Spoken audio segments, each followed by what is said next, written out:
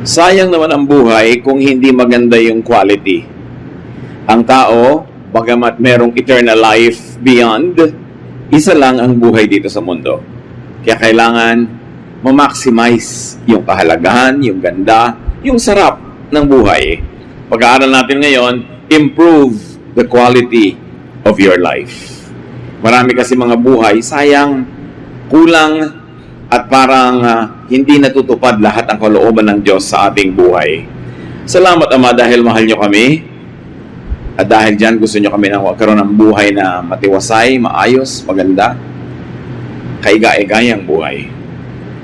Sa aming pagtitipon ngayon, Panginoon, nawa magpagaling kayo ng mga sakit ng aming isip, ng katawan, ng espiritu.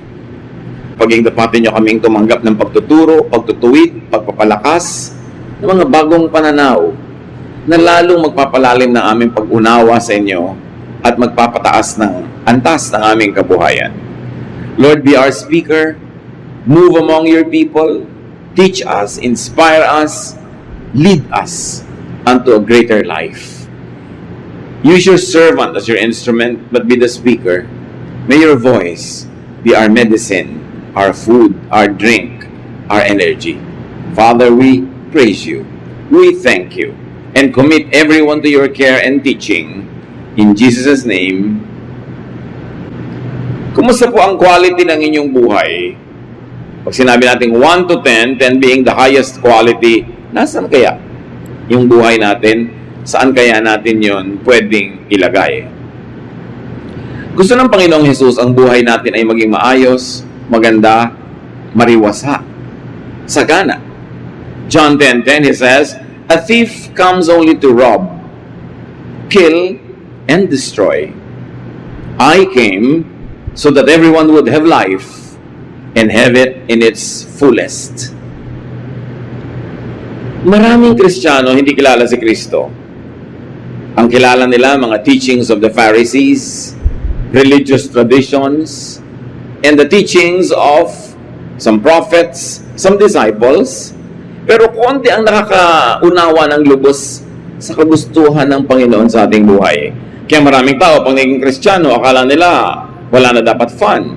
Puro pagtitiis, puro pagtitimpi, puro na lang pag-iisip sa buhay na walang hanggan sa kabila. At wala nang buhay dito. Pero ang centerpiece ng teaching ng Panginoon na ito, sabi niya, I came so that you will have life and have it in its fullest. At pag sinabing fullest, physical, mental, social, spiritual, ito ang mga main parts of our lives. Are we having a full life? Or in fact, we are having less than a full life because we think that's what Jesus wants. Pero ang gusto ng Panginoon ay buhay na buong buo, buhay na buhay. At sabi niya, it is the thief that steals, kills, and destroys. Yung magnanakaw, yung masamang espiritu, yung diablo ang nagnanakaw ng saya, ng ginhawa, ng kaluguran ng buhay. And Jesus obviously came to give a full, abundant life. Dapat goal yun ng Kristiyano na sumusunod kay Kristo, to live a full, abundant life. And when we meet Him in the next life, we shall say, Lord, I really lived a good life. I lived a life that was full in accordance with your teaching and will. That is part of my worship to you. The will of God is for people to have a high quality life. Ang nakakapagtaka, sobrang ginaglamorize ng religion, at hindi lang ng Christian religion, most religions, sobrang ginaglamorize ang suffering. Ginaglamorize yung sobrang paggutom sa sarili, pagpapakasakit, pagtitiis, pag-abstain sa lahat ng mga masasarap at magaganda at enjoyable na bagay. At in fact, to feel guilty for the pleasures of life. Pag gusto mong malaman kung anong kalooban ng Diyos para sa tao, titingnan mo lang kung paano niya dinesign ang katawan ng tao. Bakit pwede ka namang kumain ng walang lasa, binigyan ka pa ng taste buds para ma-enjoy mo pa ang lasa? Binigyan ka pa ng nerve ending sa yung skin para ma-enjoy mo yung init o lamig ng tubig, ng hangin, kinis ng sapin sa kama, Binigyan ka ng mata para makita mo ang mga kulay, mga hugis, ng tenga para makarinig ka ng iba't ibang mga tunog, iba't ibang mga musika. Tapos pag naging Kristiyano, ililimit mo lang ang sarili mo sa isang uri ng musika. Ililimit mo lang ang sarili mo sa isang uri ng pagkain, na isang diet. Parang nadadaya yung tao. Pero yan ay turo lang ng relihiyon, hindi yan ang turo ni Jesus. What we should do is to put Christ back to Christianity. The Christ who likes us to have a full life. Now, how to improve the quality of your life? May mga dapat gawin ang tao. Grade na natin ang mga sarili natin kung paano natin ito ginagawa ngayon. High grade ba? Low grade? So that we can do what must be done. Take care of your body. The quality of your life is determined largely by your health. Kahit gaano ka katalino, kadakila, kahit gaano katayo yung mga pangarap, at gaano karami ang pwede mong magawa sa buhay, pag na-lowbat na yung katawan mo, lowbat na lahat. Goodbye pangarap, goodbye plano, goodbye everything pag yung katawan humiga na at hindi na makakilos. 1 Corinthians 6:19, you surely know that your body is a temple where the Holy Spirit lives. Kaya dapat alagaan, mahalin, bigyan ng sapat na nourishment, eat healthful food. You are what you eat. Pag nakaharap sa iyo ang pagkain, marami kang pwedeng pagpilian kung meron. Piliin mo yung healthful. Hindi yung masarap lang sa dila. Pero pag nalunok mo na at nasa sikmura mo na, laso na sa iyong kalusugan. Bakit mga diabetic sa matitikas ang ulo, ang kinakain pa rin sweets? Mga hypertensive people, ang kinakain pa rin taba, animal fats. Hindi mabait sa katawan. Pinipili dahil oras na pumasok na sa iyong sikmura, bahagi na siya ng iyong katawan, bahagi na ng iyong kalusugan, o magdadala sa'yo ng sakit. Kaya sila Shadrach, Meshach, Abednego at Daniel, nung pinapakain sila ng very rich king's food sa Babylon, nung sila'y nakulong doon, anong sabi sa Daniel 1:12? Sabi nila sa bantay, let us have only vegetables and water at mealtime. Hindi naman siguro laging vegetable and water lang ang healthful, pero yun lang ang choice nila. Otherwise, other than that, yung very rich foods na of the king. 1 Kings 19:7, nung ang propeta ay sobrang nanghina na, sa gutom, sa pagod, at gusto na niyang mamatay, nakatulog siya. Soon, the Lord's angel woke him again and said, get up and eat, or else you'll get too tired to travel. Depressed pala siya, gusto na niyang mamatay, gutom lang ang dahilan. Dahil nung kumain na siya, nabusog na, naiba na uli ang pananaw. Naglingkod na uli sa Diyos. Merong mga tinatamad na sa buhay, gusto nang mamatay, o tinatamad na sa ministry, gutom lang yan. Gutom ng katawan, o gutom ng emosyon, o gutom ng espiritu. Alam na naman natin ito lahat, no? Eat healthful foods, exercise, move your body, work. The Lord designed the body to move, kaya may mga joints, may mga ligaments, may muscles, may tissues. The body is always healthier when it is moving correctly. Kaya sabi sa 1 Timothy 4:8, physical training is of some value. May halaga ang pagkilos ng katawan, ang pagsasanay. So you exercise, but you also never forget to play. Malaking relaxation ang idinulot ng play para balance. Pero huwag naman puro play. Dapat work, exercise, play. Hindi kailangan laging makatuturan ng ginagawa. Pag na-enjoy mo siya, nasi-setback ang panahon ng iyong pagtanda. Yung mga sakit mo, nababawasan. Ang kalusugan mo, nadadagdagan whenever you are enjoying. Relax. Fatigue and stress opens one's life to so-called demons. Pag ang tao sobrang fatigued, sobrang stressed sa trabaho, sa opisina, sa workplace, maraming naiisipang mga kung ano-anong mga hindi magagandang bagay. na paglalaroan ng mga masasamang espiritu ang isip ng taong laging pagod, nadadaya, nade-depress, natuturuan ka maging magagalitin, mga nawawalan ka ng gana sa buhay, pagod lang pala. Si Haring Saul, sa sobrang stress ng buhay niya, sinabi, ginulo siya ng masasamang espiritu. Bumukas ang buhay niya para siya magulo ng masasamang espiritu. 1 Samuel 16:23, whenever the evil spirit from God bothered Saul, David would play his harp.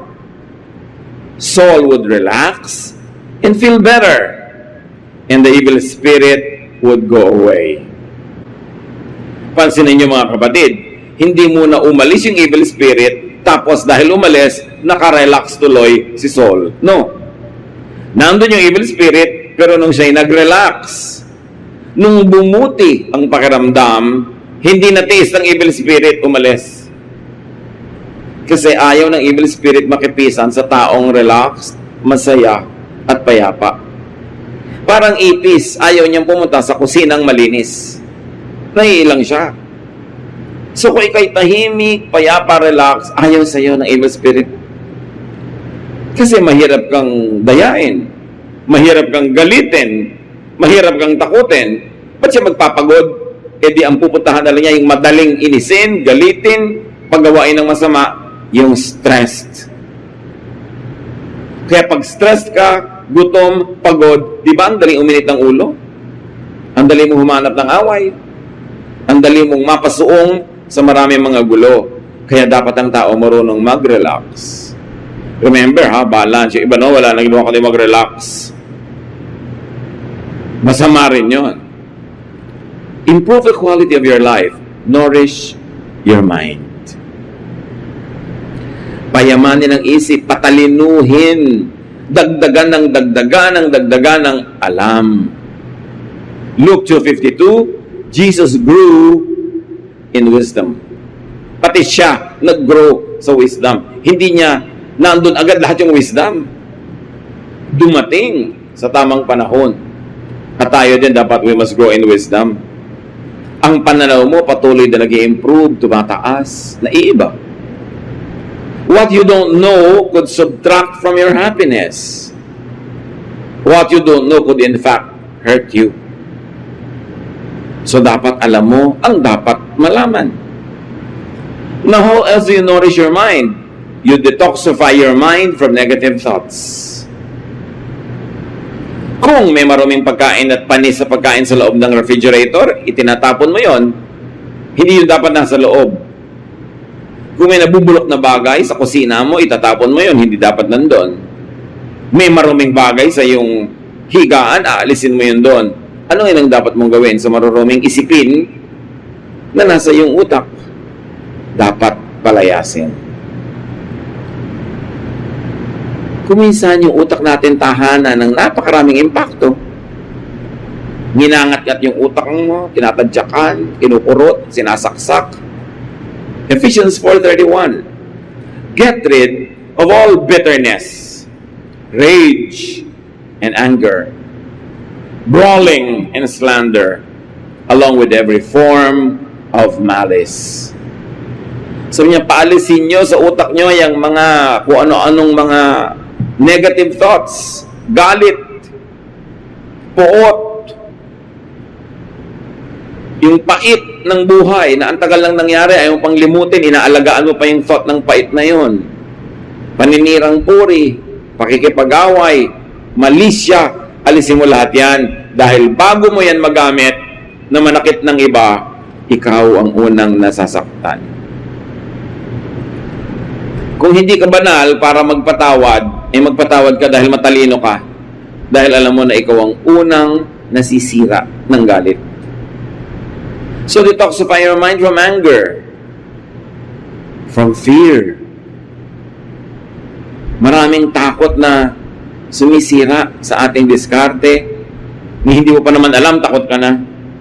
1 John 4:18, there is no fear in love, but perfect love drives out fear.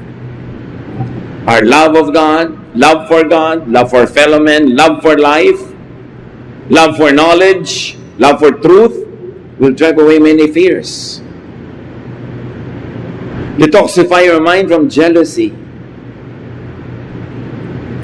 Merong reasonable jealousy at merong unreasonable.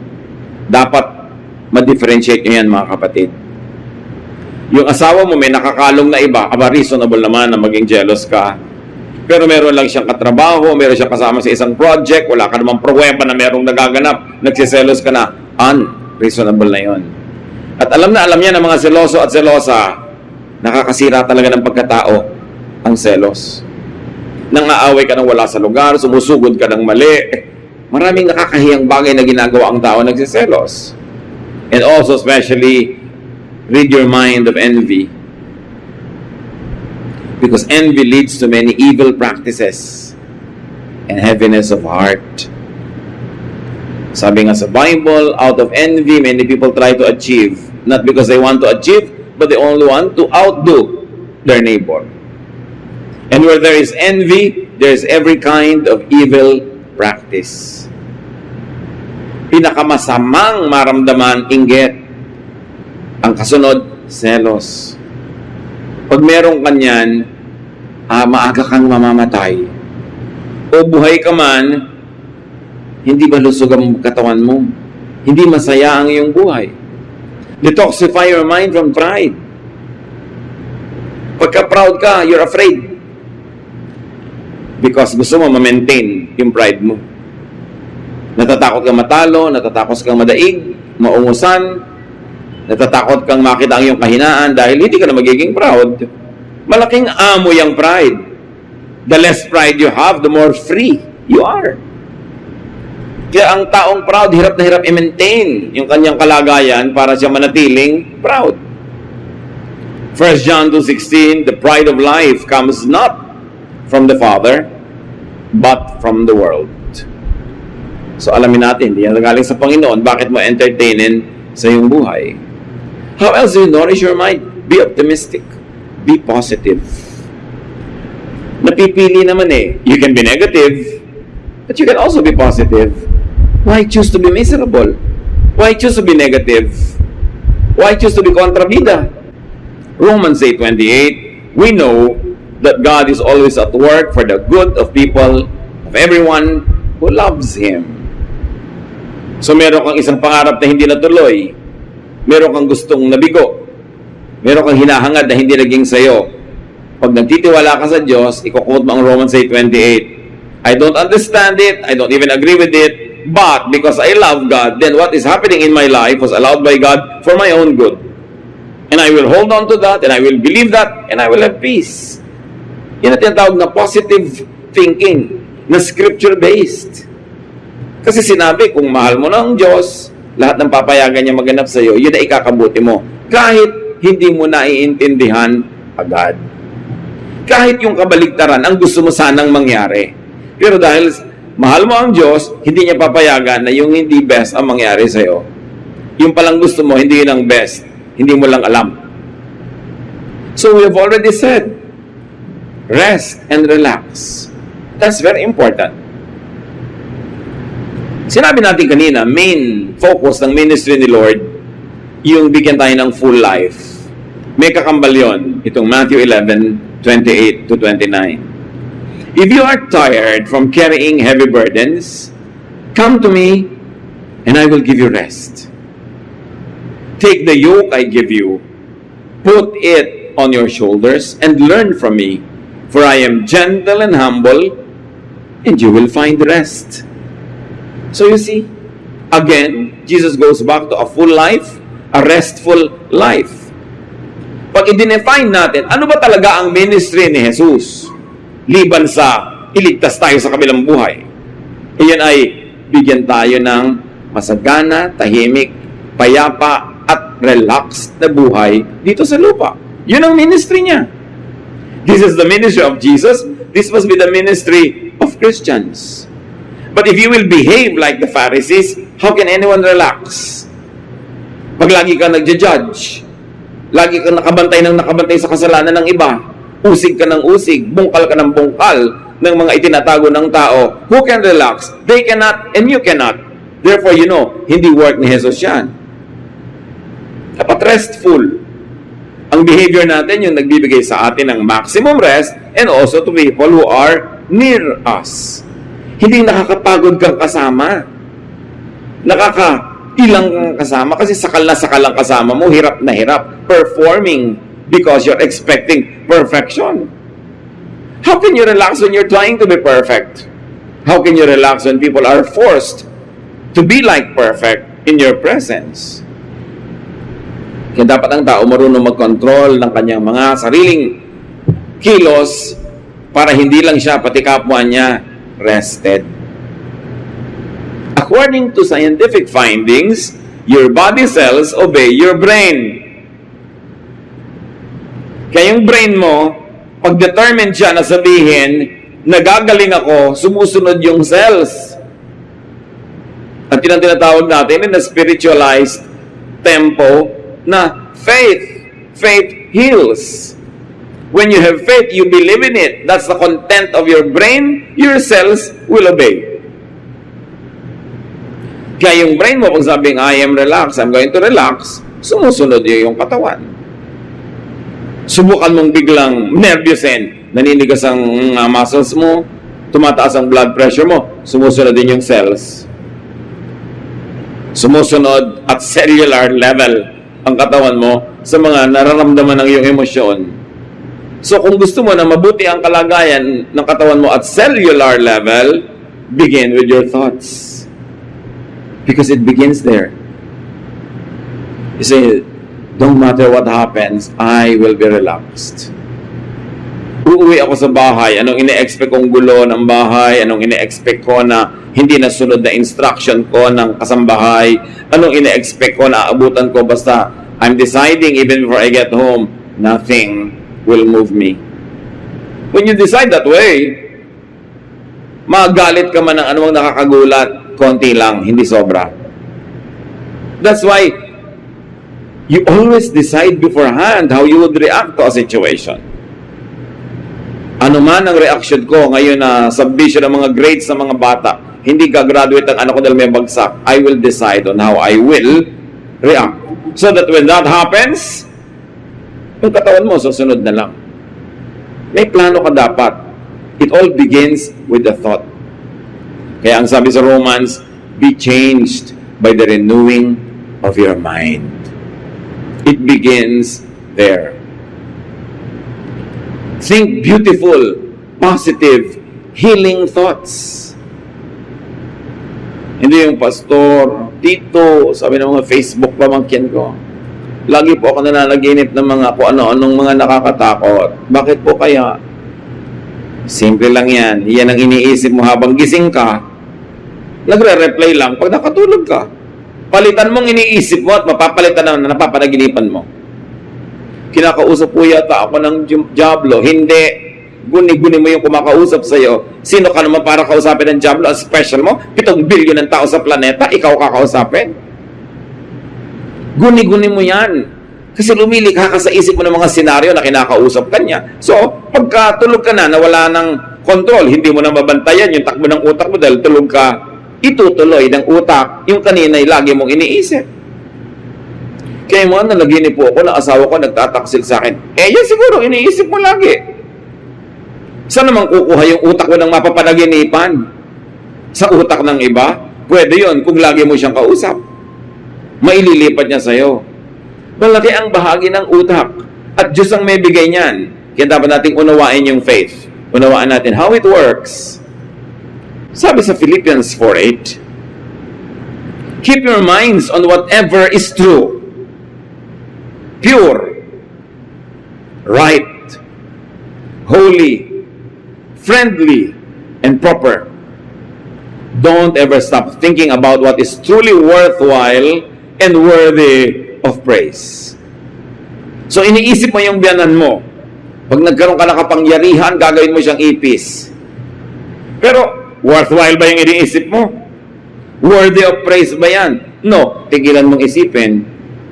Kasi hindi mo alam, ikaw ang nagiging ipis niyan. Yung wish mo sa iba na negative, sa'yo pupunta yun.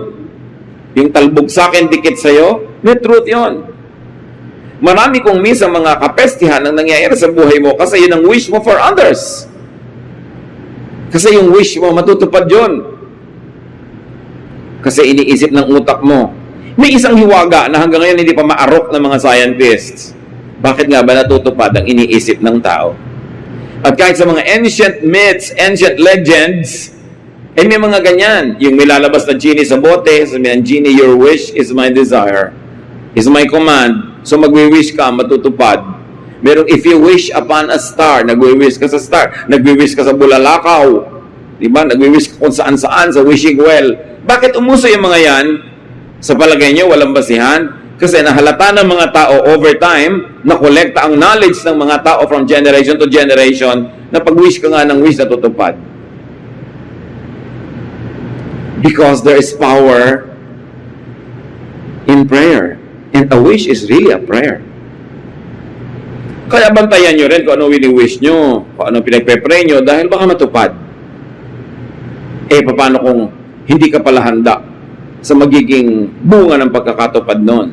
Kasi sabi ng Philippians 4:8, kung ano lang ang totoo, kung ano lang ang dalisay at puro, kung ano lang ang tama, banal, mabait, karapat-dapat, yun lang ang isipin mo. Para yun ang maghari sa buhay mo. Sabi ng James 4:7, resist the devil and he will flee from you.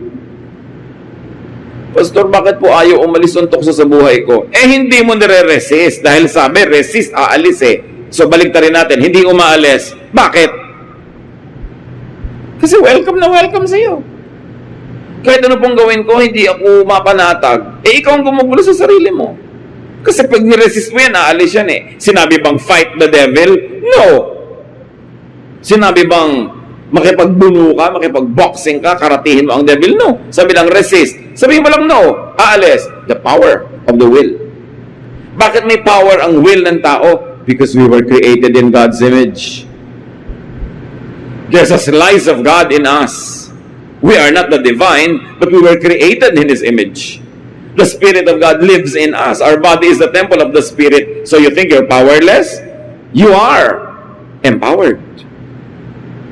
So isipin mo kung saan mo gagamitin yung power na yun. Dahil pag ginamit mo yun sa negative, kahit matupad doon sa taong gusto mong padalhan ng curse, bumabalik din sa'yo. Because what you give is what you get. What you plant is what you harvest. Mahirap ba naman yung arithmetic niyan? Kaya sabi sa Bible, what you wish that would happen to you, wish that it would happen to people. Kaya mga tao laging masama ang iniisip sa kapwa, laging may mga nag-iisip ng masama, sari-sari ang nagiging sakit. Sari-sari ang mga dilubyo dumadating sa buhay na hindi nila maipaliwanag. Kahit ang mga doktor, hindi na maintindihan kung saan kumukuha ng sakit itong taong ito. Kasi hindi lang naman tao ay body. Meron tayong spirit, meron tayong soul. And the sickness of the spirit, the sickness of the soul also reflects in the body. Kaya mahalaga, inaalagaan yung isip. Resist the devil. And the devil is not always yung may sungay at may palikpik at may mga buntot na yan. Kundi evil thoughts, bad thoughts, unpleasant thoughts, evil din yan. Jealousy, bitterness, anger, envy, lahat yan, demonic. Hindi laging yung demon na sinasabi, espiritu. Meron na symbolic lang yung paggamit ng word. So, improve the quality of life. Satisfy your needs. Hindi na dadaan sa denial kung hindi ka talaga satisfied.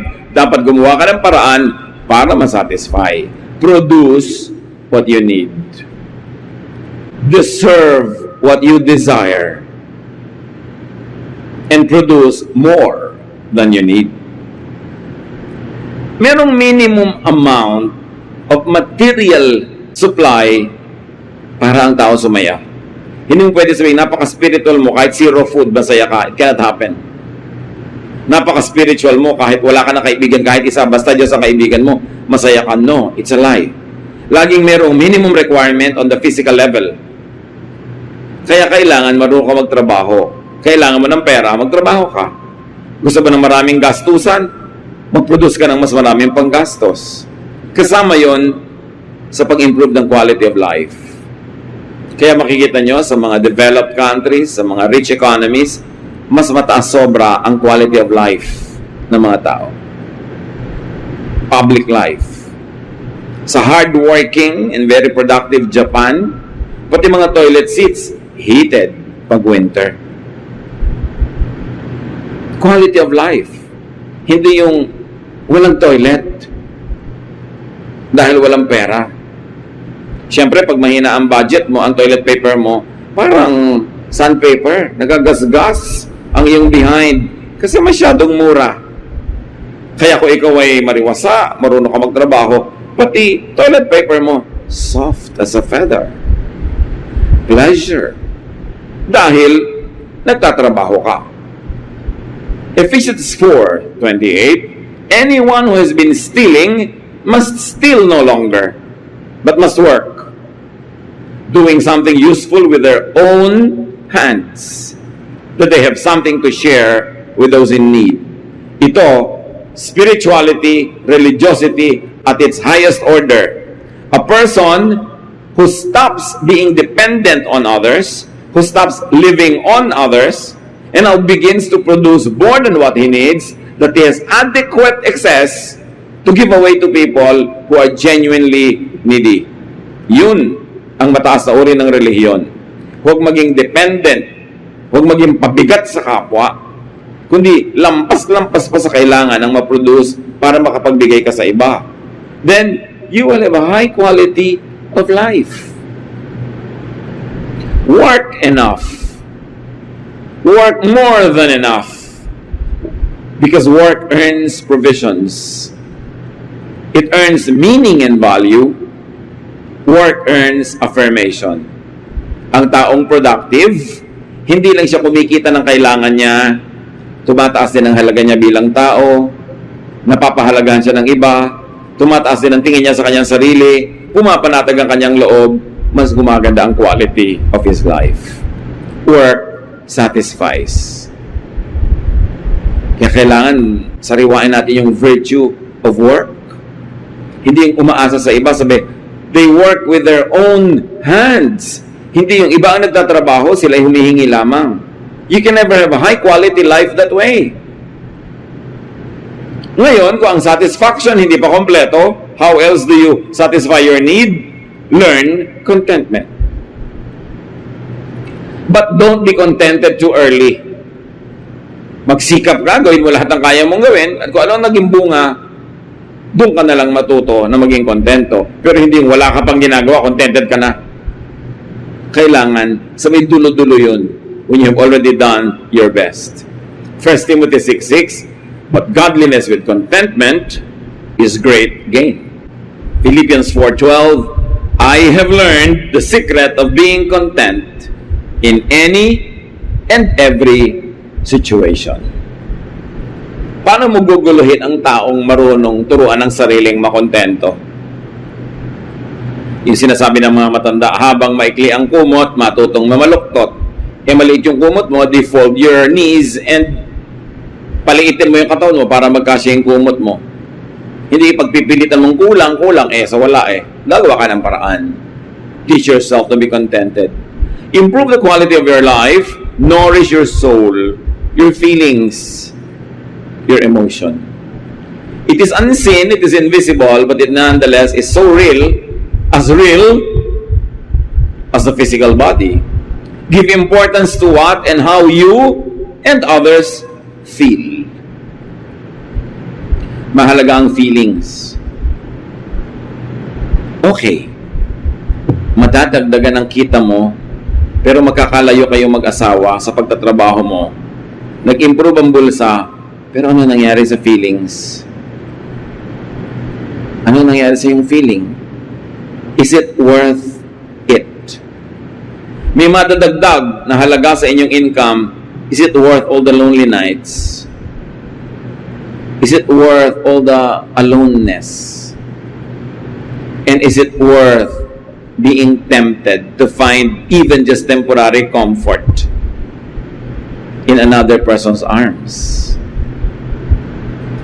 Yung gobyerno natin, pag Pag ipinagmamalaki yung kita ng mga OFW, pag ipinagmamalaki kung gaano pinatitibay ng OFW remittances ang ating local consumption and economy, hindi nila sinusukat yung emotional state of the people.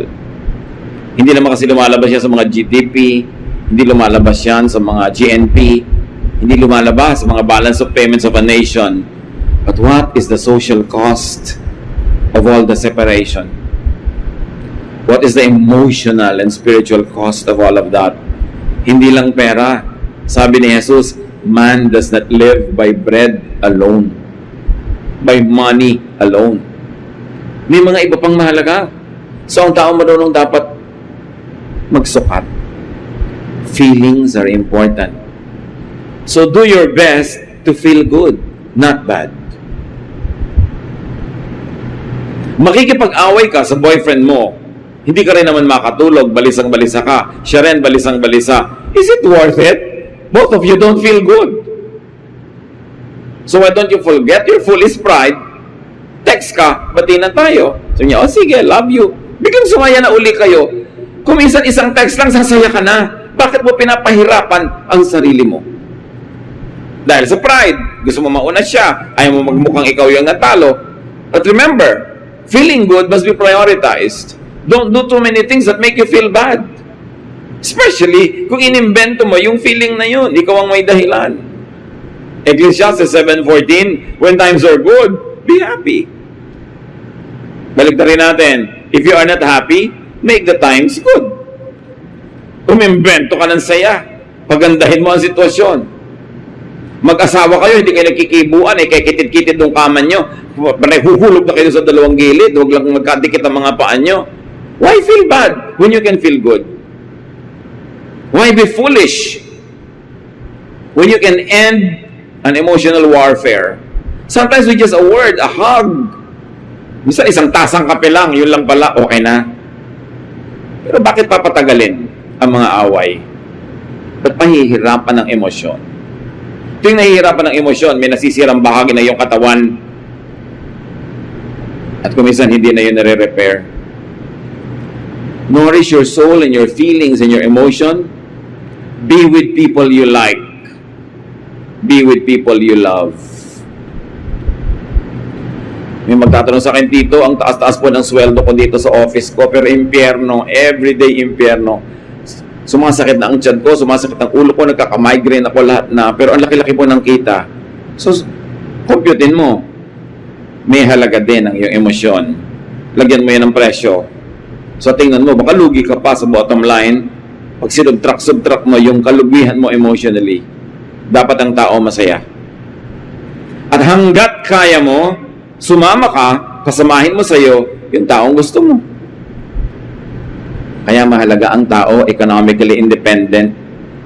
Meron kang pera, meron kang kapangyarihan, napipili mo ang kasama mo.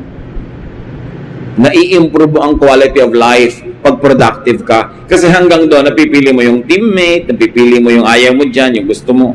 Ecclesiastes 9:9, enjoy life with your wife or whoever.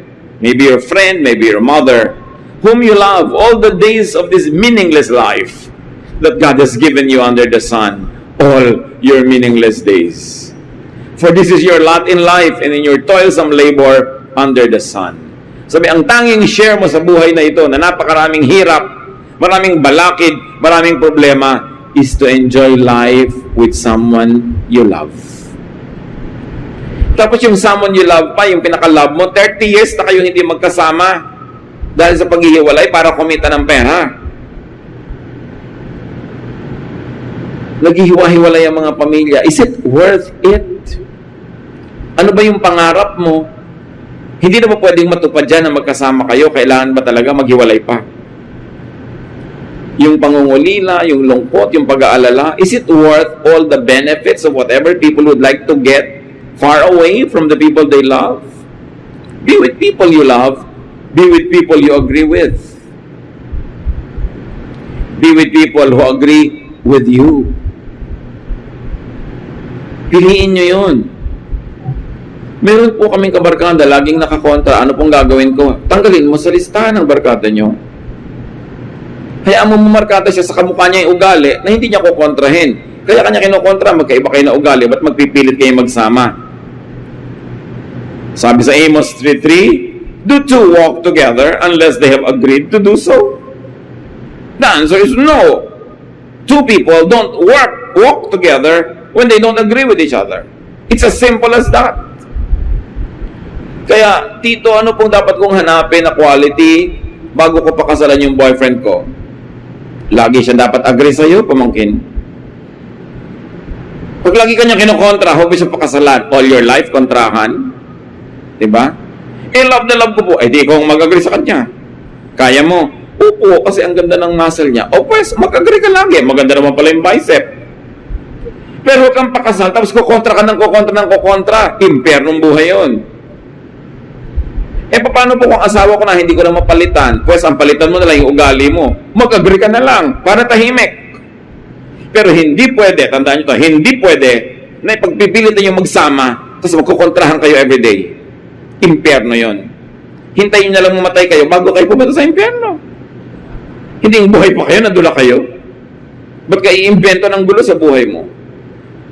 May kaibigan ka, laging kumukontra, edi magpalit ka ng kaibigan, pero hindi kasi yung relationship namin very mutually rewarding. Pues, matuto kayo mag-agree with each other.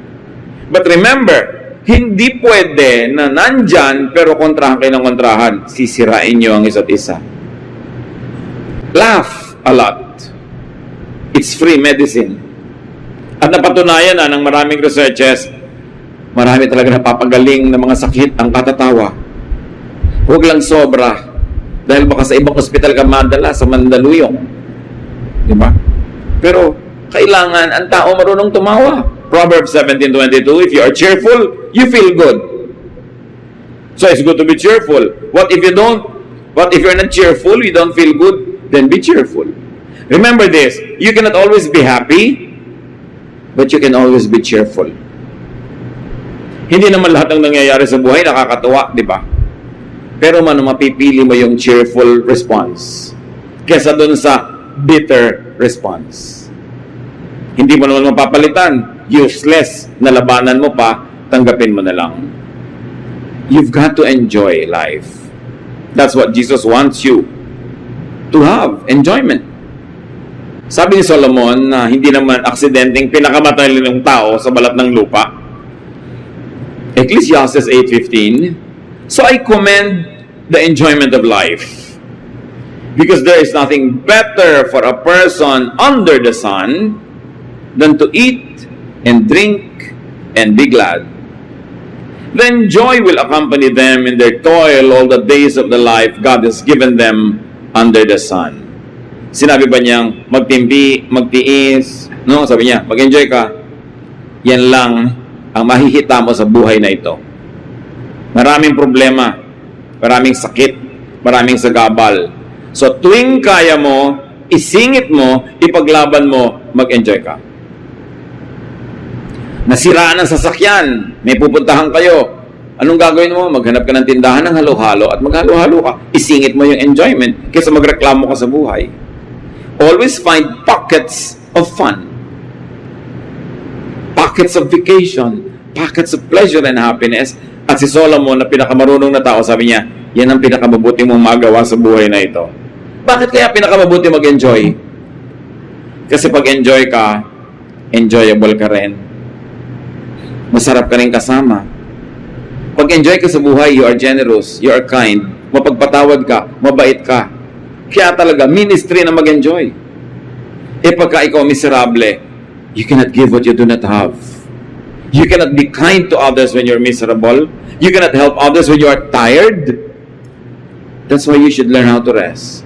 Nourish your spirit. This is how you really improve the quality of your life. Be at peace with God and with your conscience. 1 Timothy 1:19, holding on to faith and a good conscience, which some have rejected, and so have suffered shipwreck with regard to the faith. So hold on to your faith and a good conscience. Pakinggan mo ang sinasabi sa iyo ng kalooban mo. Huwag mong kontrahin yung sarili mong dibdib. Makinig ka sa sinasabi sa iyo ng iyong puso. connect with God. Psalm 145:18, the Lord is near to all who call Him. Tito, bakit po parang ang layo sa akin ng Diyos? Anak, Psalm 145:18, the Lord is near to those who call Him. So mukha siyang far, you are not calling. Tito, tawag po ako ng tawag. Baka mechanical lang. Superficial lang. Pero kung taos puso tumatawag ka, mararamdaman mo nandun ang Diyos. So hindi siya lumalayo ang problema mo. Hindi ka tumatawag ng galing sa puso. Do good. Ephesians 2:10, for we are God's handiwork, created in Christ Jesus to do good works, which God prepared in advance for us to do. That's one of the best things you can do. Do good works. Punong-puno ng good works si Jesus. And how else do you nourish your spirit? Be thankful always. Be grateful. 1 Thessalonians 5:18, give thanks in all circumstances, for this is God's will for you in Christ Jesus. Be thankful. Ang reklamador hindi masaya. Ang reklamador nagagalit, nasisira uli ang kanyang kalusugan. Be thankful. Learn contentment. Do your best. And when your best can do only so much, be contented with it. Improve your quality of life. And not only that, help your neighbor improve his or her quality of life. Huwag tayo maging kontrabida, maging hadlang para mag-improve ang buhay nila. Tumulong tayo. Because what you do to them comes back to you. Panginoong Diyos, salamat po. Na binibigyan kayo ng